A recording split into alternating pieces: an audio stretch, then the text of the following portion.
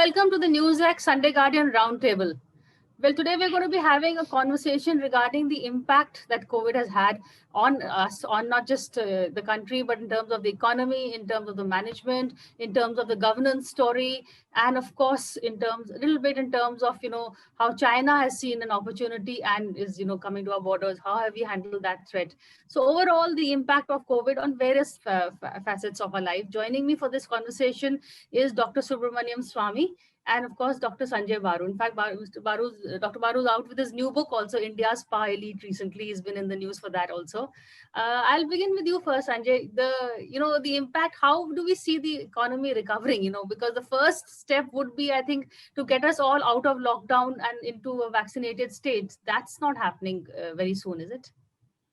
Precisely. I think while there is a very, very important human angle to the entire vaccination fiasco that we have been witness to, I think the economic angle is equally important. That the second wave has forced across the country lockdowns, which have resulted in a decline in economic activity, and now the growth estimates for the year are being pared down. Almost every study I see in the last 10 days, everybody is marking down the forecasts for the year. So I think the mishandling COVID has quite clearly had once again, a negative impact on the economy. But I worry, about larger issues. I mean, I think the fact is that COVID has had a very debilitating impact on the economy. But I think this comes on top of a fairly long period of general mismanagement of not just the economy, but political economy. Because after all, investors take their signals from the general policy framework, which includes to general politics, the foreign policy, security, etc., etc. So I think overall, India is going through a period of uncertainty, extended uncertainty, which is affecting output, affecting investment, affecting savings, affecting overall sentiment. I don't know when we'll come out of this. I mean, we have to come out of COVID, of course, before we can come out of the slowdown. But even if we come out of the COVID, I'm not convinced that the government has understood the reasons for the slowdown, which is long period slowdown, and whether has a strategy, looking not just at the next 1 year, but looking at the next 4 or 5 years. But Dr. Swamy, can you pick up from where Sanjay's left off? Yeah. We need a strategy really to help us get out of it. So, do you have any suggestions? Well, I think he has summarized it extremely well. And let me just get into some detailed aspects. It's easy to say that, we should look at the economic aspects and so on. But look at the economic aspects from what point of view?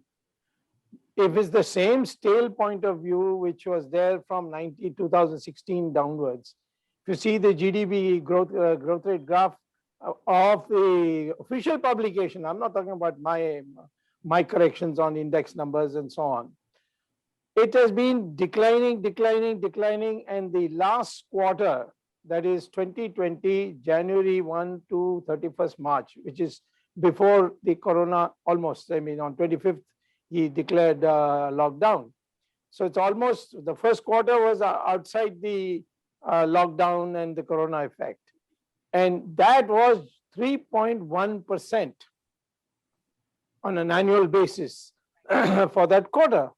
And this is lower than the so-called Hindu rate of growth, which the leftists, in order to save the Soviet Union's name for the planning that they did between 1950 and 1980, in fact, to be accurate, 1990. The fact is that never in our normal period we have had this kind of a drop, consistent drop, what they call in the word used is not a very popular word in India, called the secular decline of the GDP, which means, in a sense, it's almost a straight line.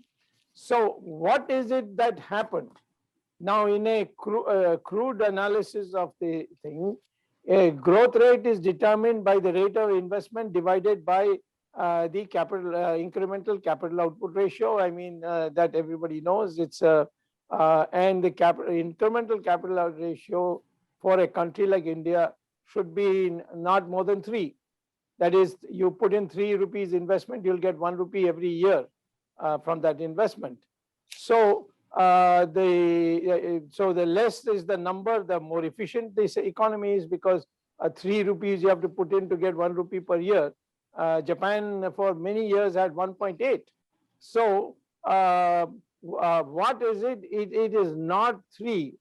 During this period from 2016 to the first quarter of 2020, the incremental capital ratio was between 6 and 7. And so if you divide the rate of investment, which is which had also dropped because of all the bad taxation policies from the high of 36 to 30, and divided by 7, you will get something like 4 is the average, which is the average if you take from that period to this period. In, of course, the first quarter of 2020, it was much larger. So getting away from the technicalities, you have to have policies, new policies, which lower the incremental capital output ratio by greater efficiency in the use of resources. All that you have been doing since 2016, especially after the denomination that whatever was done, that Notbandi, it has been just encouraging people to avoid declaring any income, going to black and going to foreign countries. In foreign countries, you've got almost $1 trillion in foreign bank accounts, which we have not brought back, which we can bring back through the UN resolution of 2005. So first is, let the government have a policy on the efficiency in the use of capital by giving necessary investment. Second problem is, the country's problem is not the rate of investment. Although it has declined, we have to see how we can encourage people to invest more and save at home less, or save in fixed deposits less. The main question is, you have, through your taxation system and your GST and all that, reduce the purchasing power of the people, in the sense they are not that the incomes have become less. Of course, after the corona, the incomes have also got less, but people are not spending. They are just hoarding it, or sending it abroad, or investing in portfolio investment, which is of course going on rising every year, which is not a healthy sign. The newspapers may say, oh, stock market is booming, but the stock market is booming on portfolio investment. So this is one aspect. Now, on corona, we started celebrating, giving lectures even in the World Economic Conference in Switzerland. The Prime Minister said, I can show the rest of the world how to control corona.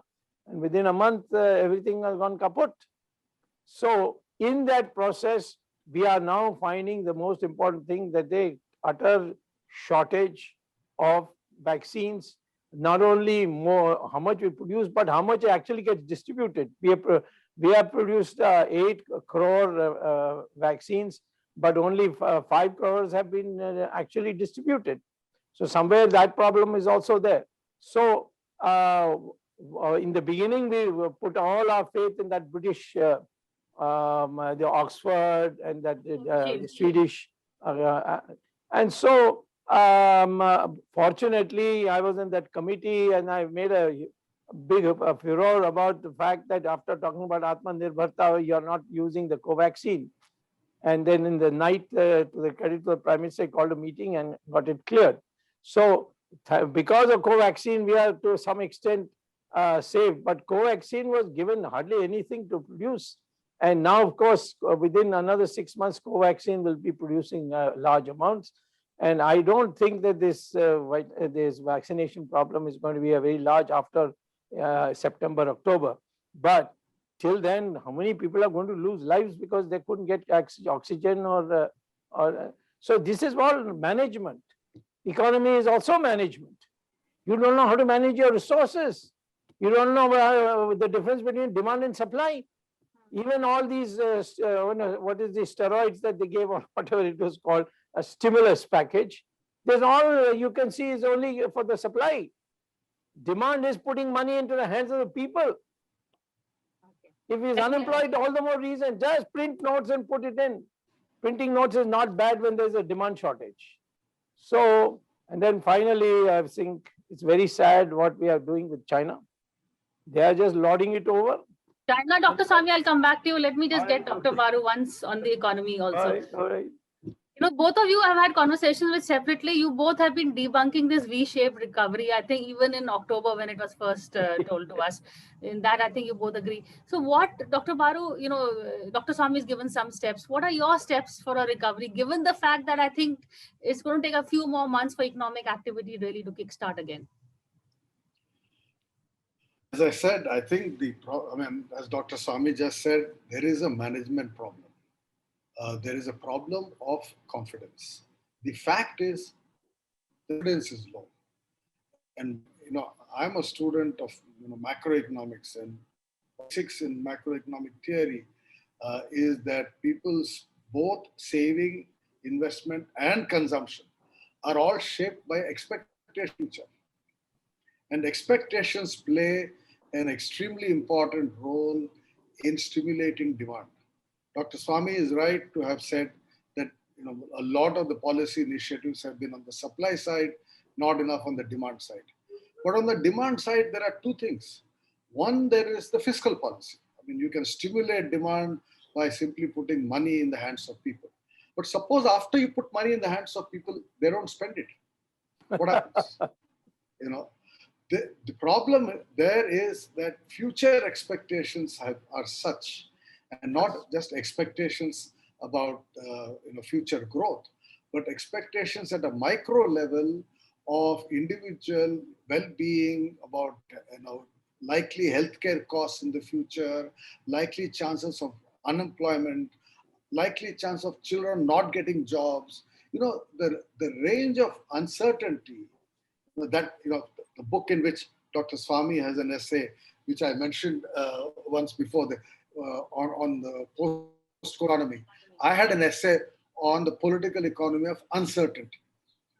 And I think what we are dealing with in the last several years, and not just because of COVID, is uncertainty in the system. I mean, you can take a lot of examples. The most recent example being the decision on, going to court once again on this retrospective taxation. It continues a certain level of uncertainty on tax policy. But individual household level uncertainty is, in my judgment, an extremely important challenge for the economy.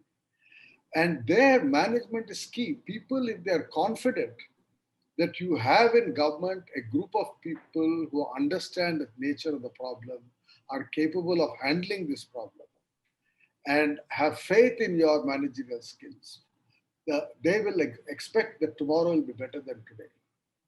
If they expect tomorrow will be better than today, then people are willing to take consumption decisions, saving decisions, investment decisions that ensure that demand is stimulated. If you think tomorrow is going to be as bad as today or worse than today, then you hold back on consumption. You don't know tomorrow you have to go to a hospital and pay 1 lakh rupees even the hospital. Why will you go to the market and buy something? Why will you buy a car, or why do you buy whatever other commodities? So I think the whole challenge of stimulating demand is not simply a challenge of injecting money into the system.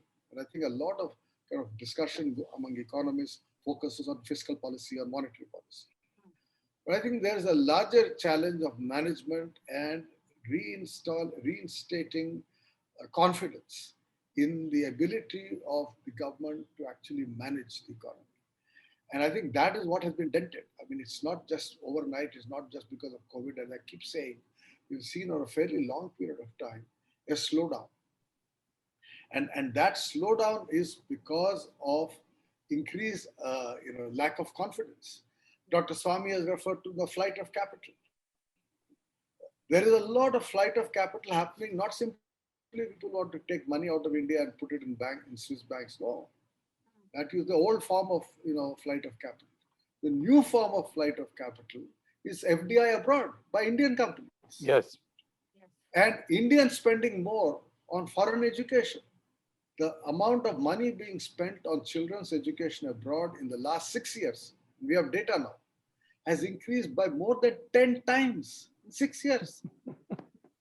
So, all these are symbols, they're signals that people are losing confidence. In fact, most recently I saw in the last couple of days a newspaper report that the number of Indians applying to go and live in Dubai and other countries has suddenly shot up. Demand for flats in Dubai by Indians living in wake up. What does it mean?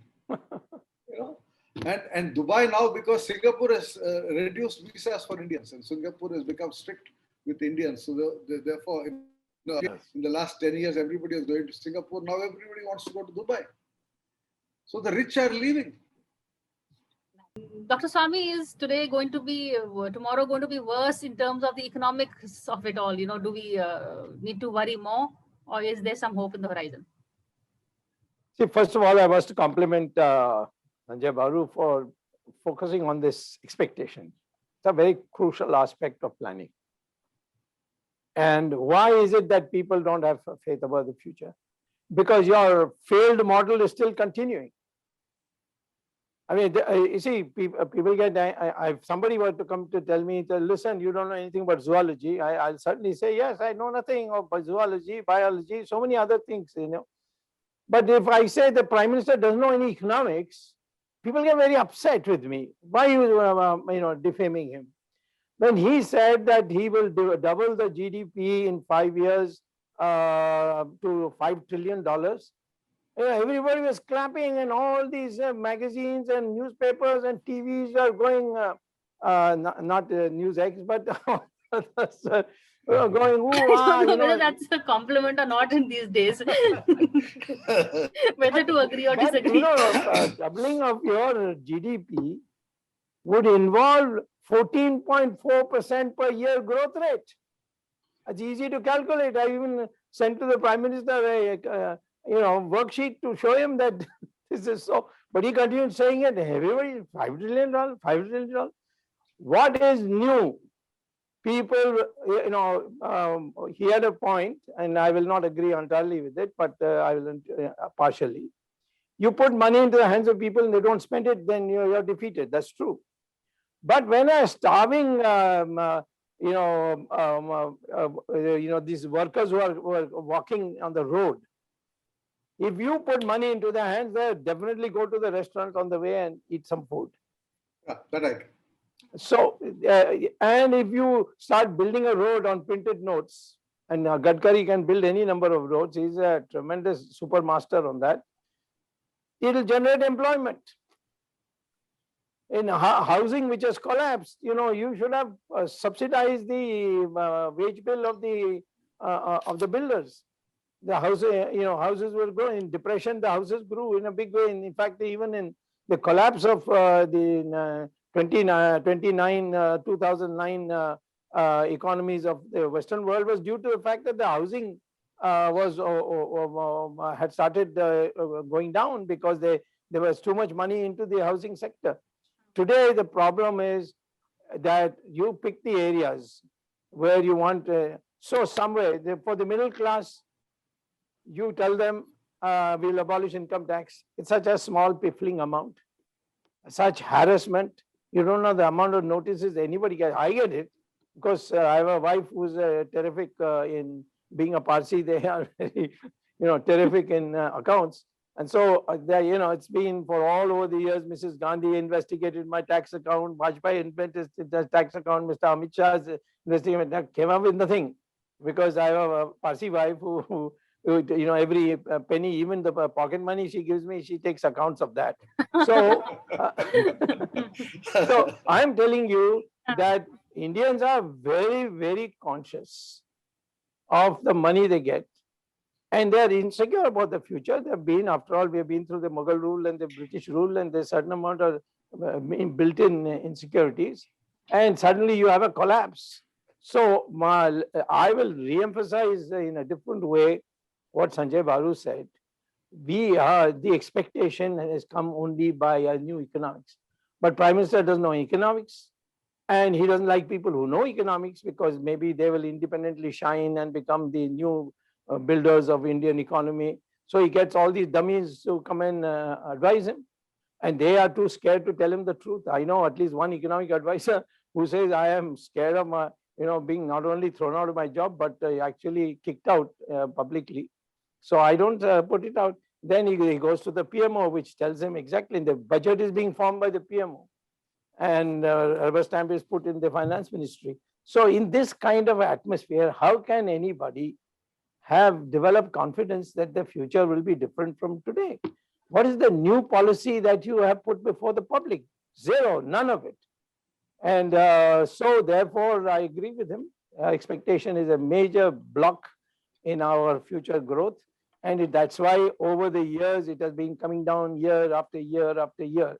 That's the analysis. Why in India, your growth rate started from 7% in 2016 and it's come down to 3.1%. It is because people began to feel in India, we can't, all we'll have to do is pay more taxes, more interruptions, more ED raids and so on. And let's go abroad. And so that is the lure of Dubai, no taxes, another lure. Yeah, of course. He's absolutely right. In fact, he should make him finance minister because me, I'm a politician and, I might be troublesome. But he's a complete gentleman, so you should make him finance minister. He's qualified, he's got a degree in economics. I mean, the highest possible degree. Okay, Sanjay, maybe not. Let's make you now foreign minister, Sanjay. How have we handled China before? Dr. Swami follows on Twitter will say you did not let him speak about China, so I must get China on the table. Oh yeah, yeah, sure, short. My view about China. Sorry, am I on? Yeah, you're audible. You're audible. Yeah. So my view about China is that it is not a challenge for the Indian foreign minister. China is a challenge for the prime minister. It's an overall challenge. It's an economic challenge. It's a security challenge. It's a foreign policy challenge. Left to himself, the foreign minister of the country alone cannot handle China. What we do in the field of our economy, what we do in our defense, what we do in social management at home, all make a difference.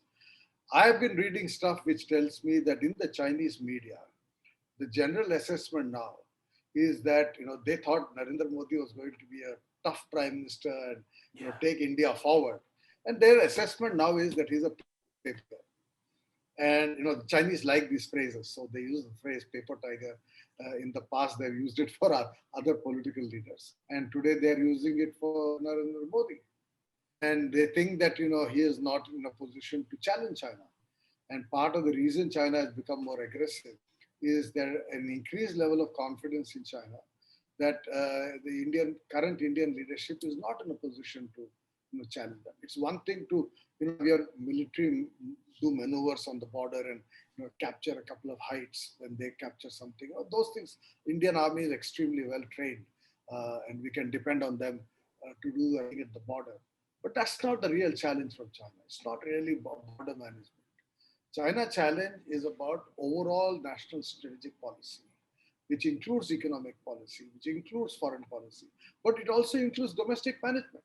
I mean, how we are managing COVID has been a big issue in East Asia and Southeast Asia, which is differentiating in the minds of ordinary people. And I've written about this today in the India Express. Their view of India versus China. I'm going to interrupt you and let Dr. Swami also quickly get in a word because we are closer to the time. Right. I just say two things. There are two aspects to dealing with China. One is what you're going to do about Ladakh. In my opinion, you should go to war for that. And we are equipped to drive them out. But we are in a surrender mode. For instance, our troops went quickly across the LOC, occupied Kailash Range, which looks over the Pangong Lake. And despite all the advice of the military, the government said, no, you withdraw from there. They said, at least let the Chinese withdraw from Depsang. We'll then do it as a countermeasure. They said, no, you withdraw as a good gesture. And the Chinese afterwards told you, what is Depsang? How is that yours?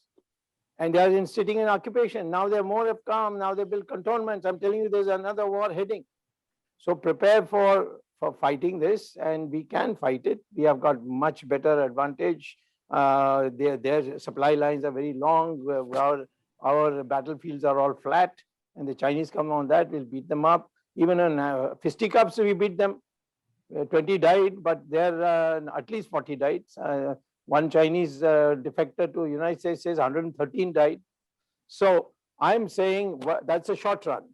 Second thing is, please select your friends now. This is a war time.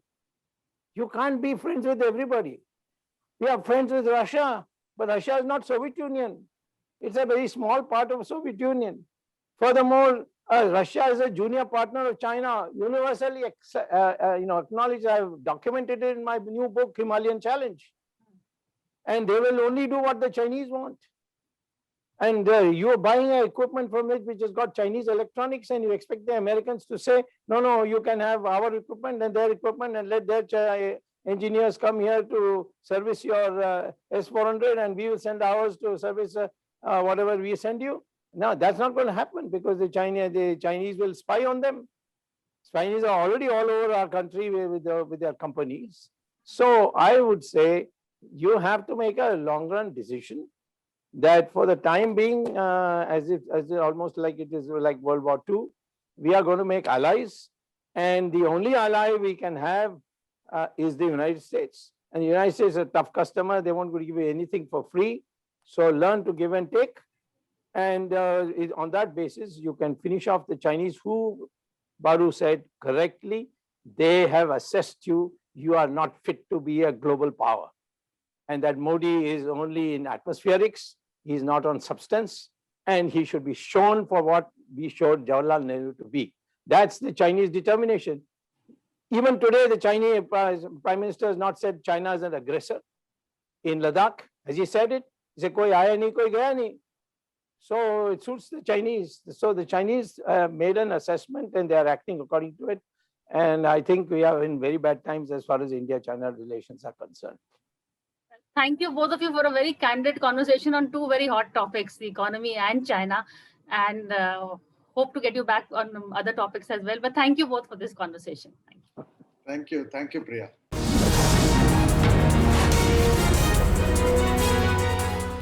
For more such videos, subscribe to the NewsX YouTube channel, hit the bell icon.